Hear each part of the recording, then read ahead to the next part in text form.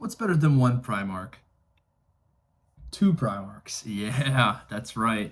You saw the thumbnail. Who do you think wins? Obviously, I'm going with Angron, but what's up, everybody? Angron's calmest son, aka Connor 40K here.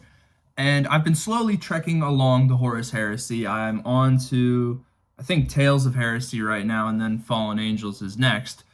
But there was a part of me that wanted to skip and go on to Betrayer because there's this really good excerpt in Betrayer that has a really good kind of window into the characters that are Leman Russ as well as Angron. And I know you're thinking, oh well, this is going to be a completely biased video because obviously you have the World Eaters in your bio and it's as your channel avatar or whatever. And you're not wrong. It's definitely going to be biased towards the World Eaters and Angron, but it's, as I said before, a really good look into both characters outside of a warrior perspective. And I know it's kind of strange to say, considering if most of you are familiar with the excerpt I'm kind of referencing in Betrayer about the Knight of the Wolf, that's a kind of about Angron and Leman Russ conducting like a sort of like they have like a skirmish that kind of evolves into like a real deal battle where Leman Russ is trying to sort of show and educate Angron that you're a Primarch, you're genetically engineered to be a warlord and general, so you should have even the most basic understanding of tactics,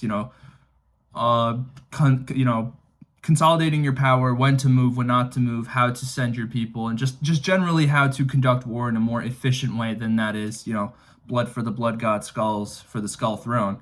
Meanwhile, Angron is trying to teach Leman his own lesson that is, Leman, I'm depressed as shit. My life is miserable. What I'm doing is efficient for me because I don't give a shit about my legion or anybody. I win when I'm the last man standing. And of course, you kind of get to see it in their interactions between the two when Leman has Angron kind of right there, and he's just kind of boot on the throat, letting him have a lesson. Or I think it's reversed. Sorry, Angron's kind of gotten there, and they have this really interesting exchange where Leman's like, "Yeah, you might have me, but guess what? My legion is fighting a war. Yours is fighting a battle." Which is like basically Leman saying, "Yo, you're gonna kill a lot of people in the most inefficient way possible. I'm gonna do it. We're gonna secure the objective, and we're also gonna think beyond this battle. You're not capable of that, and you're costing your sons their lives." And then Angron sort of has this reply where it's like, I don't think you really understand it, where it's like, last man standing, we've won. More importantly, I've won. And of course, it seems like a really simple sort of interaction between the two, but there's a reason why people like to talk about in debate who really won. Was it Angron or was it Leman? And I really want to get into this because obviously I haven't read it, but I obviously just know contextually the characters from reading other stuff involving them that I kind of do want to say my input because I am curious as what people would say. Because I feel like the most popular way to explain it would be Leman absolutely won that whole skirmish, debate, battle, whatever you're going to call it. Leman won. Leman got his point across, and obviously it reflected in the future. That would be Angron's Legion, the Shattering, the Battle of Scalathrax, is when the World Eaters essentially just kind of devolve into split war bands, which you could obviously make the argument that is, Connor, aren't all the Chaos war bands, aren't they all sort of scattered? Hold your horses there, kiddo. Yes, but obviously some act as more unified legions than others, i.e., Word Bearers, Death Guard, and to an extent, maybe the Emperor's Children when they all have to get unified for something like Abaddon's Crusades. But the World Eaters are that one true exception, maybe besides, of course, the Night Lords, where they're completely and truly scattered. And this one skirmish battle, Night of the Wolf, was kind of indicative of showing everyone this is how you're going to end up. You're not going to obviously be a warrior. You're just a killing machine. You lack all the values and, critical thinking that would be of a great warrior. And so a lot of people seem to sort of agree on this in the fact that, okay, logistically speaking, Angron probably lost, right? So you wouldn't be wrong, except I think there isn't a wrong answer to this question. I think a lot of people are stuck on this being, if there's multiple ways to show a story in Warhammer, and especially in Warhammer, where there's multiple perspectives, you don't know what's true, there doesn't have to be a wrong answer. So I personally would think Angron absolutely won in that whole little debacle of the Night of the Wolf. Why?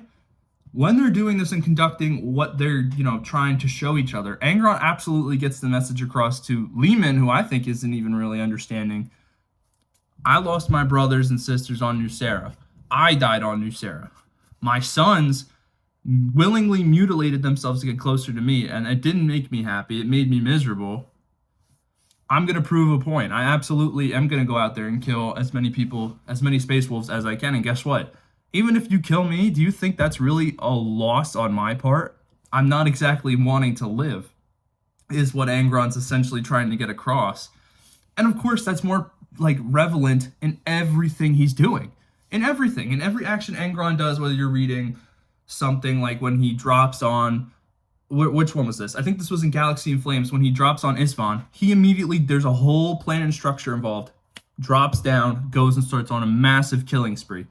Insane. He does not want to live. He is proving his point each and every time he conducts a battle, or his mere existence is just sort of a whole argument against Russ's argument. His whole mere existence and how he's still alive shows that. He is winning. He's losing and winning, all right? He's not, he's not supposed to be this great warrior, even though he is, because he's a genetically, again, he's a warlord. He's a Primarch. He's the best of humanity. But he's not. He's a shell, and his way of war is right to him, and it absolutely is right and efficient against Lehman, even though, sure, he technically would have lost because his whole legion was basically, recklessly killing themselves. I don't think Angron lost this, at least in a spiritual and thematic sense. He absolutely did not. He proved against Lehman his warrior status. He's like, listen, two definitions doesn't mean I'm wrong. What I'm doing is efficient, and what I'm doing is right. Otherwise, the Emperor would obviously have something to say. He sends me there. I destroy worlds. What do? You're a dog. You're his lapdog. Yeah, Leman Russ is the executioner in that sense. Sure. You want the job done, you send Angron, or you send the Lion, who gets the job done. And, that's what I personally, that's just what I think. I am curious as to what you guys think, though.